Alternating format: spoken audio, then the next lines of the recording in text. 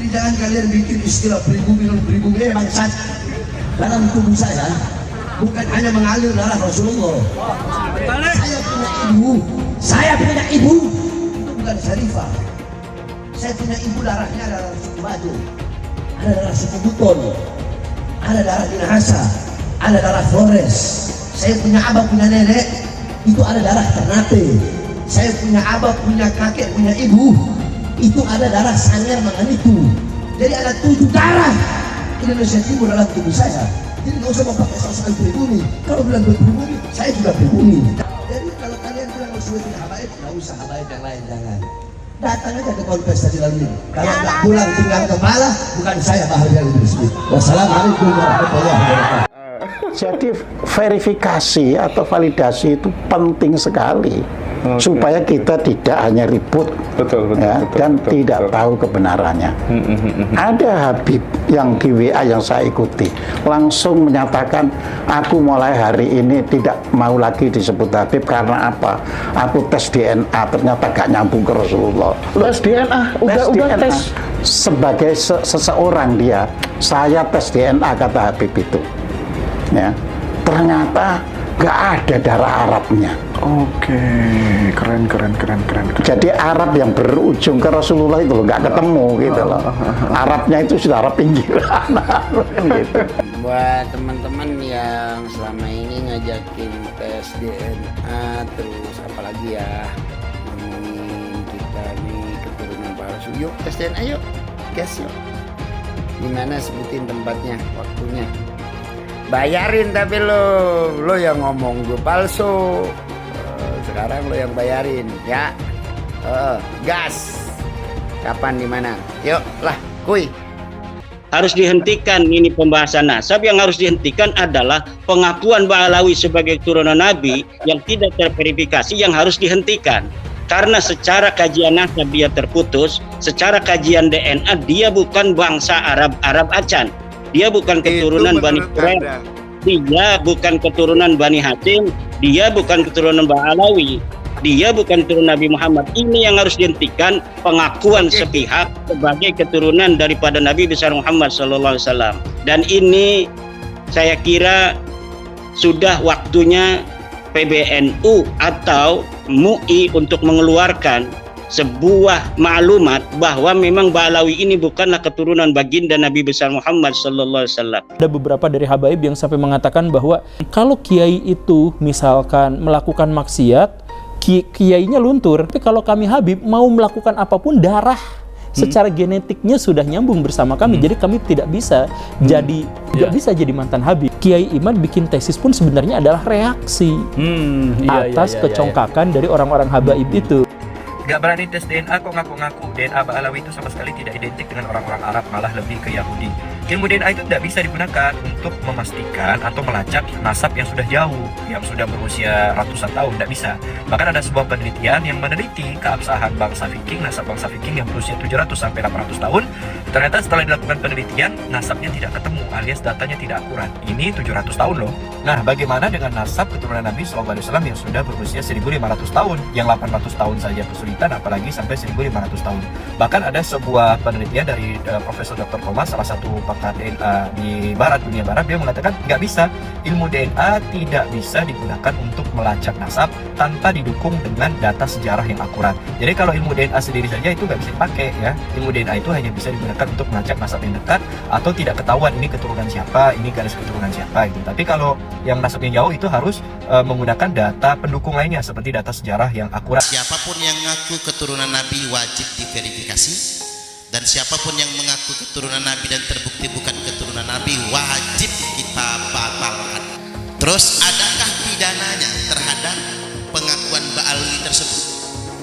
Dan kalau ada, sudahkah kita laporkan? Akan ada musyawarah alim ulama tingkat nasional yang mengusulkan bahwasanya siapapun yang mengaku sebagai anak keturunan Nabi dan tidak terbukti termasuk dalam penodaan agama. Setelah ada munas alim ulama dan sudah ada keputusan bersama, maka dengan bekal hasil keputusan itu kita bisa melakukan pemidanaan. Siapapun ke depan yang mengaku cucu Nabi bisa dipidanakan dengan pasal penodaan penodaan agama. Sayyidina Ahmad bin Isa al-Muhajir ini punya anak, salah satu nama anaknya Ubaidullah. Lalu kemudian punya anak namanya Alawi. Maka keturunan daripada Alawi ini disebut dengan Alawi. Inilah yang banyak marga-marga fan-fan yang sampai ke Nusantara. Hai, Bahar Semit. Saya Mbak Gimbal, sang putra alam. Saya Mbak Gimbal menantang kamu duel. Kamu boleh menggunakan golok permata duamu yang kamu bangga-banggakan. Ya, saya cukup menggunakan golok ini. Kita duel 1 lawan 1. Bahar, kamu hakim bukan, ulama bukan, MUI bukan kamu ini. Ngajak-ajak dari kiri ke kanan. Lucu banget.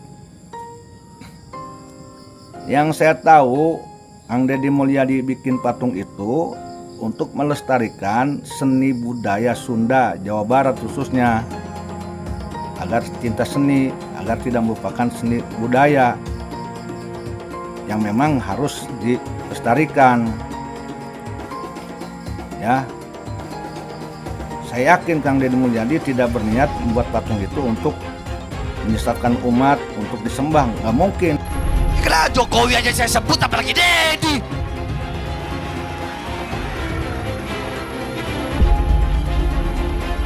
Betul, betul, betul. Saya nggak ada urusan, saya nggak ada urusan, nggak ada urusan saya. Iblis saya makan kok. Deddy lagi. Dengar-dengar mau nyalon gubernur dia. Mau nyalon dia ya, dengar-dengar. Kalau dia sampai jadi gubernur, kemarin Purwakarta jadi kota kemusyrikan. Kalau dia sampai jadi gubernur Jawa Barat, maka Jawa Barat akan dia bikin jadi apa? Jadi daerah yang penuh dengan kemusyrikan, saudara-saudara. Kita bangsa Indonesia tidak boleh diam melihat fenomena ini. Kenapa? Ada indikasi mereka mau menjajah Indonesia. Indikasinya jelas sekali. Ada yang bagian memalsukan kuburan. Di mana-mana dibikin kuburan-kuburan palsu. Alhamdulillah, menurut keterangan beliau juga sudah banyak yang dibongkar. Yang kedua, berita-berita khurafat, dongeng-dongeng khurafat. Untuk apa? Ini yang namanya Ba'alawi, leluhurnya luar biasa, bisa hijrah Mi'raj 70 kali, bisa memadamkan api neraka yang nggak pakai akal. Itu sesuatu yang luar biasa dan dahsyat. Mereka pun menjadi takluk, tunduk, siap diperintah apapun. Tujuannya itu. Dan yang lainnya, ada yang membuat provokasi-provokasi. Saya bersama rakyat, kita dengan rakyat. Jangan coba-coba ganggu rakyat, seakan-akan berpihak kepada rakyat. Dia mengadu domba kita pribumi, sementara mereka akan memetik hasilnya. Saya sebagai putra Indonesia, was-was, ngeri, dan waspada. Ini ternyata doktrin-doktrin ini tidak sembarangan. Klaim-klaim mereka sebagai keturunan Nabi ternyata ada tujuan-tujuan untuk menguasai Indonesia. Ini pembongkaran kepalsuan terjadi di mana-mana. Saat ini banyak orang baru sadar telah terjadi penyebaran kebohongan bahwa mereka yang bergelar Habib di Indonesia adalah keturunan Nabi Muhammad dan karenanya bersih dari dosa. Pembongkaran makam Habib palsu juga terjadi. Tentu saja tak semua pemuka Islam yang sebenarnya non-Habib setuju dengan pembongkaran kebohongan ini. Salah satu yang menolak adalah Ustadz Abdul Somad. Pertama-tama menolak Habib, lama-lama menolak Islam, ujung-ujungnya ke sana, ujar Abdul Somad. Ya Ustadz Somad seperti biasa, berlebihan lah. Mempertanyakan Habib sama sekali tak berarti mempertanyakan Islam. Kita semua hanya ingin tahu, benarkah para Habib di Indonesia itu keturunan Nabi Muhammad atau bukan? Nasab Ba'alawi di Indonesia tak tersambung ke Nabi Muhammad.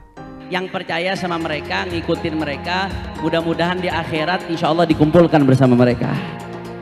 Tapi yang percaya sama Imat, sama Fuad Pleret, sama Mama Gufron, mudah-mudahan di akhirat dikumpulin sama dia. Lu bayangin seremnya tuh dikumpulin sama Gufron. Gak usah ribet-ribet, kita almarhumah aman ahad, seseorang akan dikumpulkan bersama yang dicintai. Di mana Anda berada, di situ nanti golongan Anda di akhirat. Maka mudah-mudahan kita semua disatukan oleh Allah Subhanahu wa taala. Perlu ana luruskan, dan Robito juga harus tahu. Robito berpegang teguh kepada Thariqah Ba'alawi. Silahkan buka kitab Manhajus Sawi. Itu Manhajus Sawi, kitab Thariqah Ba'alawi. Di situ kan Syabil Hasan As-Sindi ketika beliau ditanya, Arifun jahilun afdal min sab'ina alim, atau satu syarif yang bodoh itu lebih utama daripada 70 orang yang alim. Itu yang berkata Syabil Hasan As-Sindi. Tuh. Jadi harus tahu, jangan terpikir itu omongan anak, bukan. Syabil Hasan As-Sindi, silakan buka kitab. UAS ketika percaya bahwa Habib itu cucu Nabi, minimal dia punya dalilnya. Dalilnya mana UAS bahwa Habib itu cucu Nabi? Saya menantang UAS untuk memberikan dalil. Hei Imaduddin Usman, ini dalil Habib cucu Nabi. Ini sahih. Selama ini tidak ada. UAS jadi mukibin silahkan saja. Tapi jangan bodohi jamaahnya. Kenapa Ustaz Abdul Somad tidak mengikuti Al-Quran? Al-Quran melarang kita untuk mengikuti sesuatu tanpa dalil. Tapi Ustaz Abdul Somad kemudian jamaahnya diminta oleh dia agar mengikuti bahwa Habib itu adalah cucu Nabi tanpa ada dalil. Yang jelas adalah apa yang dikatakan oleh UAS bahwa tidak percaya kepada nasab habaib itu sama dengan tidak percaya pada Islam, itu tidak ilmiah, tidak berdasarkan ilmu pengetahuan, dan membawa jamaahnya kepada taklid Buddha yang dilarang oleh agama Islam. Lama menolak Habib, nanti lama-lama menolak Islam. Pak Habib Bahar yang sangat kontroversial itu kakinya diciumin oleh santri-santri yang ngantri jalan bebek. Sakit hati ketika melihat ada orang keturunan Yaman kemudian disujudi, diciumi kakinya oleh orang-orang pribumi pesek. Bayangkan kemudian ada ulama-ulama Nusantara yang harus cium tangan, cium kaki terhadap Habib-Habib yang berjejer duduk di sofa dengan begitu megahnya. Mereka marah, mereka sakit hati karena apa? Karena ada orang sujud di depan orang lain atas nama keturunan Nabi. Ada Habib yang mengatakan, bangsa ini bisa menjadi bangsa yang kuat, yang teguh, tidak kena bencana dan sebagainya karena mencintai para habaib. Para habaib, kan beliau Habib, Pak Novel Al-Idrus. Kemudian dikatakan, siapa yang berani mengkritik, mengkoreksi Habib, maka dia seperti iblis. Orang yang mengklaim sebagai keturunan Nabi tiba-tiba mengatakan kalau ada orang yang mengkoreksi habaib, maka mereka itu adalah iblis atau serupa dengan iblis. Pak Novel Al-Idrus, sorbannya kiai-kiai itu derajatnya ada di bawah kaki dari Habib. Bahkan ketika Habib itu penzina, tukang narkoba, tukang mabok, Habib terbodoh itu 70 kali lipat lebih mulia daripada kiai-kiai. Satu orang Habib yang bodoh lebih mulia daripada 70 kiai orang Jawa. Kan ngomong gak bener itu. Habib walaupun zina, walaupun minum arak, pasti masuk surga. Walhasil mereka ini menganggap diri mereka super. Kiai-kiai Jawa ini yang bukan Habib di bawah mereka. Ini orang yang mengaku keturunannya ini mulutnya kotor banget. Padahal ngakunya keturunannya Nabi Muhammad. Yang mengaku keturunannya mulutnya kotor, caci maki sana sini. Habib bodoh itu masih lebih utama daripada orang yang berilmu. Telapak kaki Habib yang maksiat, yang nakal, yang kotor dibandingkan kepala kiai yang pakai sorban masih lebih mulia telapak kaki Habib yang maksiat tersebut. Satu kaki Habib itu lebih tinggi, lebih mulia dari 70. kepala kiai, kan gitu. Itu kan penghinaan betul. Kalau orang tidak terhina dengan ini, saya kira tidak, rasa kebangsaannya rendah. Karena itu dinyatakan, harusnya ditegur lah. Habib itu meskipun mabuk, berzina, itu jangan dimarahi. Karena kalau Habib itu pasti masuk surga. Nah, yang begitu itu membodohi bangsa Indonesia. Jangan membuat kasta-kasta di dalam keberagaman, yang satu lebih mulia, yang satu berhak masuk surga, yang satu masuk neraka, itu tidak boleh. Saya ini tidak tahu ya sejak kapan munculnya Habib ini sebagai kelas sosial yang tinggi gitu ya, melakukan diskriminasi, dan orang yang didiskriminasi tidak terima itu bisa mengadukan ke pengadilan. Bisa. Itu pelanggaran, itu tindakan melanggar hukum. Menganggap satu ras, satu suku lebih rendah dari kelompok lain. Habib gila kok, kalau turun Nabi gila sekalipun tidak apa-apa itu masuk surga, kan gitu. Kalau kayak Indonesia tuh apa? Kamu kan kalau tidak ada Habib, kamu nyembah batu kan? Masa iya begitu? Bahwa berdasarkan sejarah nasab, berdasarkan tes DNA, berdasarkan ilmu filologi, bahwa kaum Balawi saudara kita tidak terbukti sebagai keturunan Nabi SAW. Namun dengan demikian, mari kita tetap rakat ukhuwah Islamiyah, karena Allah Subhanahu wa taala berfirman, wa'tasimu bihablillahi jami'an wa la tafarraqu. Amin. Saya katakan saya mendukung Rhoma Irama untuk mengklarifikasi soal Habib ini.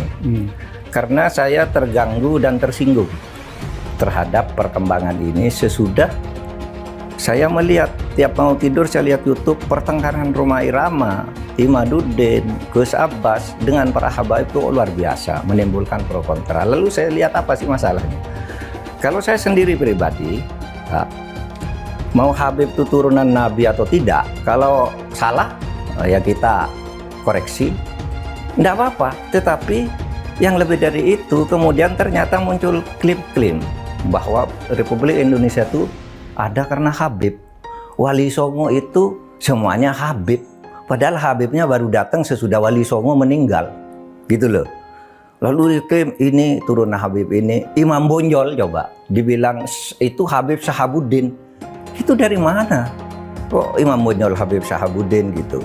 Lalu ada hurufatnya bahwa kakek saya yang nama Mugaddam itu bisa membentak malaikat mungkar dan nakir katanya. Mengklaim-klaim begitu, dan orang yang tidak tahu, orang awam banyak yang percaya karena ini Habib yang ngomong, Habib benar. Lalu rasa cinta saya kepada negara ini menjadi luntur. Seakan-akan ini karena Habib. Di situ saya tersinggung. Rasa cinta tanah air saya, kebanggaan kepada leluhur saya sendiri itu bangkit. Apalagi kemudian ada pemalsuan kuburan-kuburan tuh ya, nama kuburan biasa dibangun menjadi ini Habib ini, padahal tidak jelas siapanya. Kalau Habib itu lebih tinggi dari kiai, dan itu semua ada mas. Ngomong itu bukan hanya ngomong begitu, itu bukan hanya katanya-katanya, karena ketika Rhoma Irama berbicara itu, lalu ada seorang Habib muda dengan Rhoma Irama, kamu bohong, tunjukkan Habibnya siapa yang katakan gitu. Sudah, itu bukan Rhoma Irama yang membuktikan. Netizen ini Habib ini tanggal sekian bilang ini dengar. Ini Habib ini sampai 7. Rhoma Irama ngomong, habaib itu mendoktrin. Kalau Habib mau dia maksiat, mau dia zina, mau dia mabuk, tetap masuk surga. Saya bilang, saya tanya sekarang, Rhoma, Habib siapa yang ngomong begitu? Jangan kau punya mulut Rhoma Irama. Nah, Rhoma Irama mau bikin fitnah. Apa fitnahnya? Doktrin Ba'alawi, doktrin habaib. Kalau ada Habib mabuk, berbuat dosa, judi, itu masuk surga. Makanya saya tanya, siapa Habibnya? Di mana? Kapan dia ngomong? Kalau memang ada Habib yang ngomong begitu, saya yang bantai dia di depan Rhoma Irama, saudara. Makanya Rhoma Irama jangan asal fitnah. Jaga kau punya mulut, jaga kau punya bacot. Awas, jangan. Gak keluar kau tanah pakai main fitnah. Betul. Ketika tes DNA, mereka menolak, bahkan menghukumkan tes DNA ini haram. Ini kan lebih nambah lagi kecurigaan umat bahwa dia tidak mau tes DNA karena takut ketahuan aslinya. Sementara secara internasional telah terdeteksi bahwa Ba'alawi ini dari beberapa pemeriksaan dari kalangan mereka yang dari Yaman dan dari sini, berapa orang telah terkonfirmasi haplogrupnya adalah G. Sementara keturunan Nabi adalah haplogrupnya adalah J1. Ini diskursus yang internasional loh, bukan diskursus nasional gitu. Ini sudah menjadi bahasan dunia dan sudah terkonfirmasi bahwa haplogrup yang namanya Ba'alawi itu G. Seorang anak Habib yang artinya adalah keturunan Nabi Muhammad, walau bermabuk-mabukan, berzina, mencuri, berjudi, tetap akan jadi ahli surga, akan masuk surga. Apakah seorang Habib itu punya posisi istimewa dalam umat Islam? Apakah Habib sedemikian istimewa sehingga dia bebas dari kesalahan dan dosa? Itu adalah substansi yang sering dibicarakan dalam pembicaraan soal Islam. Misalnya ada Habib yang menyatakan, ada darah Nabi di tubuhku. Jika kau menyakitiku, kau juga menyakiti Rasul. Atau ada juga yang menyatakan, satu Habib bodoh lebih baik dari 70 kiai yang alim. Atau ada yang bilang, kaki Habib lebih mulia daripada kepala kiai. Buat saya ini sangat mengherankan. Mengapa Bahar harus marah-marah? Tapi bukan hanya Bahar yang marah-marah. Habib lain yang ngomel adalah Rizik Syihab. Tapi kalau dipikir-pikir, barangkali juga kemarahan mereka ini adalah ekspresi ketidaknyamanan mereka akhir-akhir ini terhadap banyaknya keraguan tentang posisi kehabiban di Indonesia. Beberapa tahun terakhir ini memang meluas pertanyaan-pertanyaan yang diajukan tentang apakah Habib itu memang sebuah posisi yang layak dihormati. Bahkan ada studi ilmiah yang menunjukkan bahwa para Habib di Indonesia hampir pasti bukanlah keturunan Nabi Muhammad. Sangat mungkin ini semua mengganggu kenyamanan mereka. Habib itu tidaklah sakral dan dapat dihukum Tuhan karena ia berdosa. Yang menentukan posisi seseorang adalah ketakwaannya, bukan kehabibannya. Tidak Habib yang ada di Indonesia semuanya palsu katanya. Silakan dijawab tapi ilmiah. Silakan Imajin dijawab tapi ilmiah, jangan marah-marah, jangan. Ayo ilmiah, tunjukkan kalau Habib kita ini betul benar. Tunjukkan kebenarannya dengan data fakta. DNA, bila perlu DNA lah, DNA.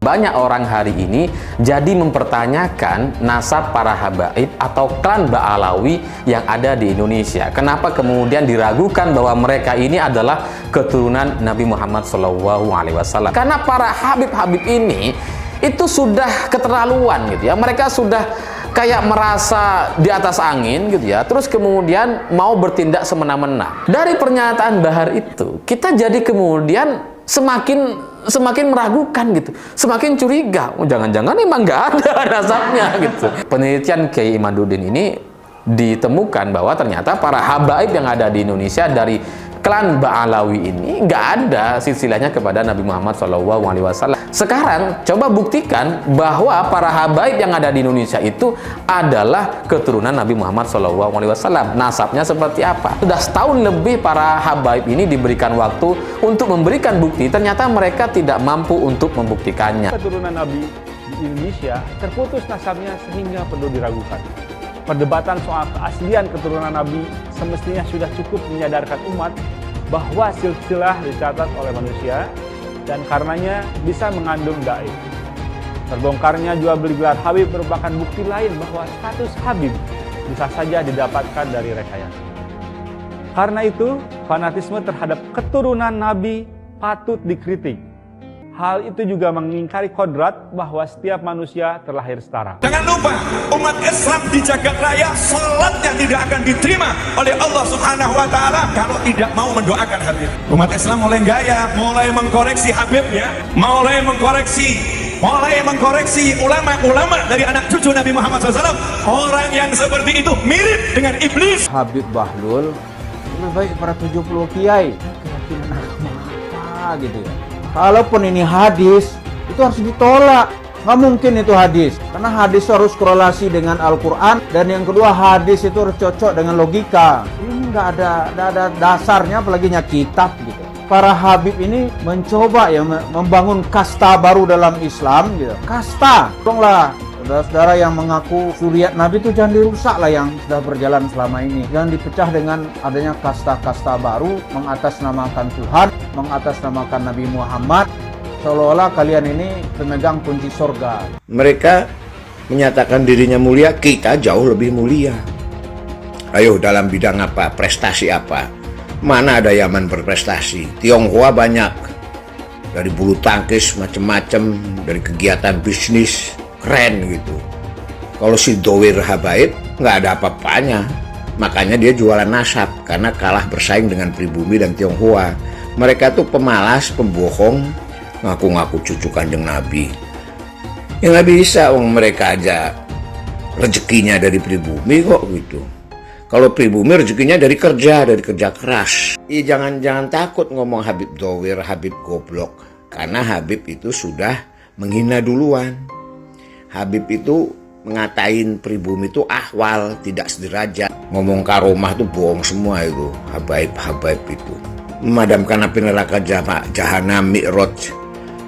Berapa kali? 70 kali sehari. Datuknya itu bisa membuat rantai emas dari yang dibentangkan dari langit ke bumi. Ya kan goblok gitu.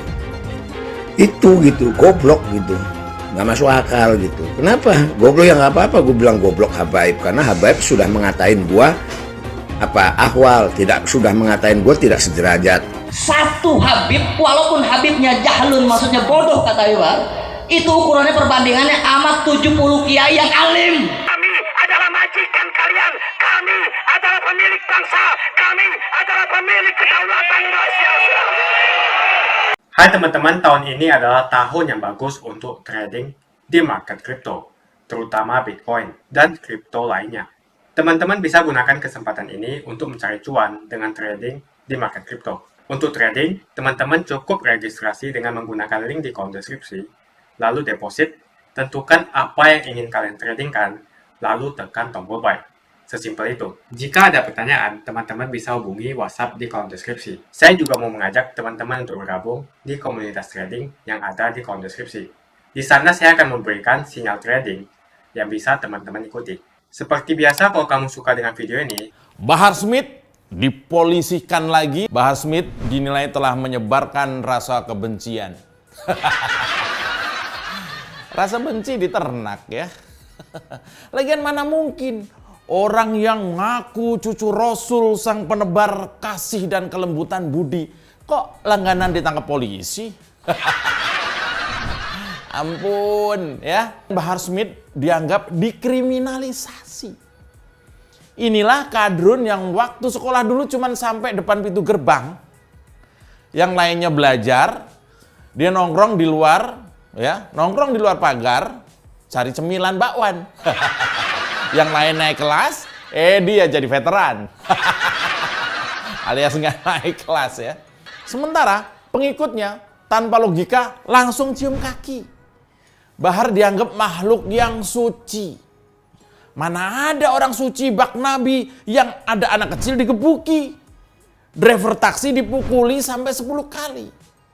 Atau mandi berendam di jacuzzi, sementara pengikutnya kesulitan cari makan sehari 3 kali. Sejumlah video terkait dengan Bahar Smith, mulai dari jacuzzi hingga nyetir mobil pakai kaki, menyebar di media sosial kawan. Kita jadi bertanya-tanya, apakah iya seorang yang diulamakan itu kelakuannya kok mirip preman? Jauh dari kesederhanaan, apalagi layak sebagai tauladan. Naik mobil mewah seliweran di jalan. Gaya hidup hedon bak selebritis karbitan. Tidak jelas dari mana itu pemasukan. Habib Bahar bin Smith santai di jacuzzi, lalu netizen sirik menyamakan Bahar Smith mirip bos gangster dari Hong Kong. Aduh, lagi-lagi memang benar kata orang ya. Kalau jenius ada batasnya, sementara kalau bodoh unlimited. Ya, Bahar ini emang eksentrik. Videonya berendam di jacuzzi jadi perbincangan publik. Pengacaranya bilang, itu sih Bahar lagi santai, jangan diusik. Bukannya mau ngusik mas, cuma mau tanya, adegan di video itu kok mirip film bokep klasik. Iya. Isu bergulir, katanya agama yang dia manfaatkan. Kalau kita lihat pengikutnya yang masih hidup sangat sederhana, apa nggak kasihan? Ya, Bahar Smith patut ditauladani. Gaya hidupnya sederhana, mandi cukup berendam di jacuzzi. Ngopi minta tolong orang karena tidak berani ambil sendiri. Merokok juga dalam keadaan berendam, takut ada yang kebakaran. Ih, ngeri. Dan tetap pakai sarung meski di bak mandi. Jangan sampai nanti penggemarnya ikut-ikutan mandi di jacuzzi.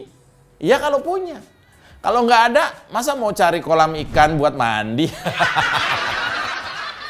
Aduh. Bahar Smith ini menyayangkan adanya kembali sebuah laporan. Dia bilang, kami anggap hal ini masih bisa dikomunikasikan. Netizen ngakak jumpalitan. Kesannya Bahar ini garang dan gak takut digempur. Mendadak lembek kayak ayam sayur. Ya, dalam pidatonya Bahar mengatakan dengan pasti, jangan pernah letih berjuang demi NKRI. Kalau letih, segera mandi berendam di jacuzzi. Bahar ini juga mulutnya aja kasar, nyalinya seuprit. Kata-kata kasar sampai kalau kita dengar ikutan sakit. Ngatain kasat Jenderal Dudung sebagai Jenderal Baliho. Giliran banyak anggota TNI yang marah, si Bahar pura-pura bego. Memang benar kata orang, kalau jenius itu ada batasnya. Sementara bodoh itu unlimited. Nggak ada batasnya. Mau sampai kapan kita ini dikadalin? Modal brewok dan sorban lalu dianggap alim. Sementara tingkah lakunya lebih ke arah zalim. Jangan beraninya sama anak kecil dan supir ojol. Supir ojol digebukin ya. Bahar Smith tampil sebagai ustadz dan dai. Tapi kasus-kasus hukumnya adalah kasus yang biasanya terjadi pada preman kelas 3. Modal dandanan ala Yaman, ternyata buat jerat mangsa. Aduh, Bahar bukan contoh yang layak dipuja. Sekelas kasat dan presiden saja dia hina. Apalagi kalau rakyat jelata yang padahal adalah pengikutnya. Pasti diminta melayani dia bak seorang raja. Ini feodalisme dibungkus agama. Ya, saya kira Bahar ini singa padang gurun. Ya, nyali besar sebagai idolanya Kadrun.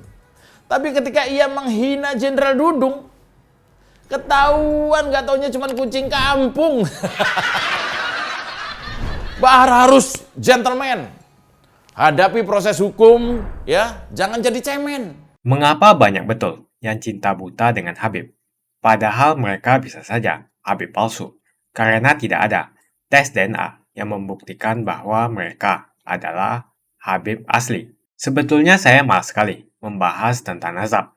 Apalagi nazab dari Yaman. Karena keturunan Nabi hanya bisa dibuktikan dengan tes DNA. Belum tentu juga dia betulan keturunan Nabi, karena tidak ada tes DNA. Bisa saja dia ngaku-ngaku. Mengapa setiap orang yang ke Arab-Araban yang belum paham betul asal-usulnya, belum jelas nasabnya, apakah betul keturunan Nabi atau bukan, lalu kita junjung habis-habisan, sampai kita cium tangannya berkali-kali. Pengajaran ini harus kita perhatikan baik-baik. Masa kita harus patuh dan hormat kepada Habib yang belum jelas nazab dan keturunannya. Disuruh cek DNA saja dia malah ketakutan. Kebiasaan memuliakan Habib itu seakan-akan hukumnya wajib. Sampai segitunya kalau ketemu orang yang bergelar Habib, dielulukan dan dipuja-puja. Ya kalau itu memang Habib betulan. Kalau dia Habib abal-abal gimana? Zaman serba modern seperti ini, siapa saja bisa mengaku keturunan Nabi. Bisa melakukan tes DNA. Sebelum koar-koar di atas mimbar, dakwah sebagai cucu Nabi. Setelah tes DNA, hasilnya harus diumumkan kepada publik. Apakah yang bersangkutan keturunan Nabi atau bukan. Jangan terus membodohi masyarakat dengan menjual nazab untuk memperbaiki nasibnya sendiri. Jual nazab untuk mengumpulkan pundi-pundi rupiah dan kaya raya. dengan membohongi masyarakat. Ya bolehlah seorang Habib kita hormati, asalkan semua mengaku sebagai Habib mau tes DNA. Berani tidak kalian tes DNA? Hasilnya diumumkan di masyarakat. Itu baru adil. Kalau para Habib tidak berani tes DNA, jangan disanjung-sanjung. Apalagi ajaran yang disampaikannya penuh dengan kata-kata kotor sebagai ujaran kebencian. Bisa jadi Habib ini merupakan cucu palsu. Adapun keturunan Arab ini biasanya tidak perlu dipanggil Habib. Hal ini dilakukan agar tidak ada perbedaan kasta. Seakan-akan keturunan Arab derajatnya di atas pribumi dan di atas keturunan Cina. Seakan-akan Cina itu di bawah orang Arab. Tapi saat ini negara Cina sudah menjadi nomor 1 di dunia. Yaman atau Arab bisa apa? Arab seharusnya belajar ke negeri Cina. Seperti kata kitab suci, belajarlah sampai ke negeri Cina. Jadi jangan sampai kalian mencintai orang yang ngaku Habib melebihi cinta kalian terhadap orang tua, bapak, ibu, saudara, dan guru-guru Anda. Mengapa sampai sekarang masih banyak orang yang mencintai Habib tanpa melihat asal-usulnya, tanpa mengetes, cek DNA dia? Siapapun orangnya, mau Habib atau siapapun dia, kalau ngajari untuk membenci orang lain, jangan diikuti. Bagaimana opini kalian semua? Tuliskan opini kalian tentang gelar Habib. Apakah mereka pantas untuk dilakukan cek DNA?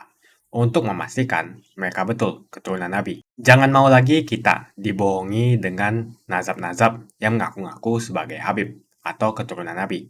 Harus ada cek DNA yang membuktikan betul bahwasanya mereka memang keturunan Nabi, supaya rakyat tidak dibodohi lagi. Jika kalian setuju dengan pendapat saya, pastikan Anda semua like video ini.